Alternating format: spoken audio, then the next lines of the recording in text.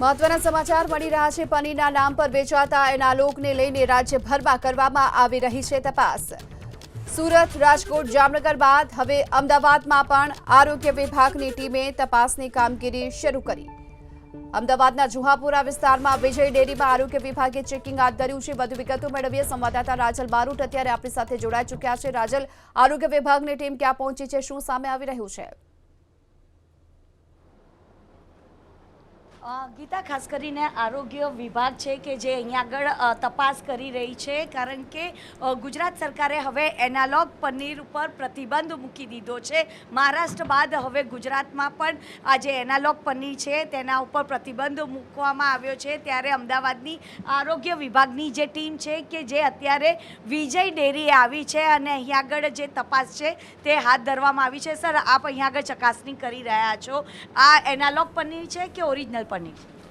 ગુજરાત સરકાર શ્રી દ્વારા જે પનીર એનાલોગ છે એના પર પ્રતિબંધ જાહેર કર્યો છે, જેના અનુસંધાનમાં અમદાવાદ મ્યુનિસિપલ કોર્પોરેશન દ્વારા અલગ અલગ ટીમો બનાવી અને અલગ અલગ જગ્યાએ જે પનીર બનાવતા હોય મેન્યુફેક્ચરિંગ યુનિટનું તપાસ કરી અને સેમ્પલિંગની કામગીરી કરાઈ રહી છે।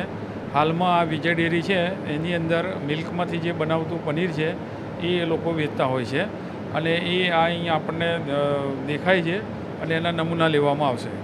સર, આ પહેલાં પણ આ જગ્યાને દંડ પણ ફટકારવામાં આવ્યો હતો, અત્યારે આપણે ચકાસણી કરવા માટે આવ્યા છે, કારણ કે આ પહેલાં પણ અમે આ જગ્યાની મુલાકાત લીધી છે।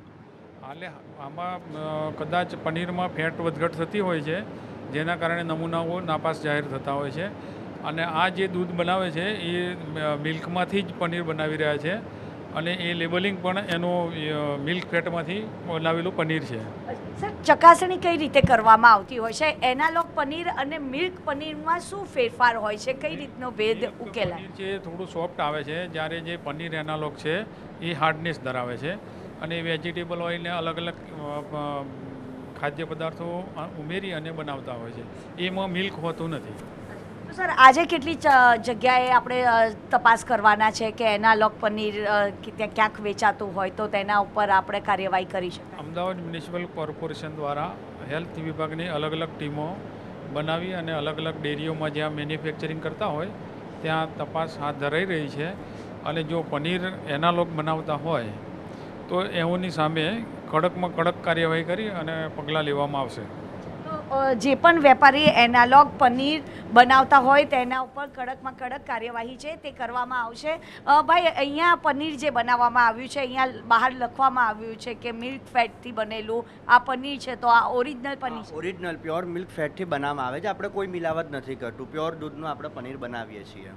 પણ આ પહેલાં પણ દંડ તો ફટકારવામાં આવ્યો હતો અહીંયા આગળ? એ દંડની એ વ્યવસ્થા એ અલગ રીતનું હતું કે એનાલોગ પનીર કે એના માટે અમારું નહોતું દંડ ફટકારવામાં આવ્યું તો એ શાના માટે દંડ ફટકારવામાં આવ્યો? પહેલાં અમે પેકિંગમાં હતા નહીં, એટલે શું કે ભાઈ આ મીડિયમ ફેટ છે, લો ફેટ છે, જે ક્લાસિફિકેશન ખરું એ વેપારીઓને ખબર ના પડે જે રેસ્ટોરન્ટ કહે છે, એના કારણે અમારું જે સેમ્પલ હતું એ નાપાસ થવામાં આવ્યું હતું અમારું મીડિયમ ફેટ એમને લખાયું હતું। બીજી વસ્તુ બાકી અમારું કોઈ મિલાવટી કે કંઈ છે નહીં પનીરમાં। અત્યારે અમે પેકિંગમાં આવ્યા છીએ, અમારું મીડિયમ ફેટ મલાઈ પનીર આવશે, પ્યોર મિલ્ક ફેટનું છે આપણું। હા, પ્યોર મિલ્ક ફેટનું આવશે આપણું પેકિંગમાં। તો આમાં તમે લોકોએ મેન્શન કર્યું છે કે આ પ્યોર મિલ્ક ફેટથી બનાવવામાં આવ્યું છે કે fresh and healthy medium fat paneer, ઇન્ગ્રીડિયન્ટ્સમાં મિલ્ક સોલિડ્સ આજે એસિડ આવે ફાડવા માટે દૂધનું, બસ। ઓકે, મિલ્ક સોલિડ્સ એટલે આપણે પ્યોર મિલ્કનું બનાવે છે, બીજી કોઈ મિલાવટ નથી।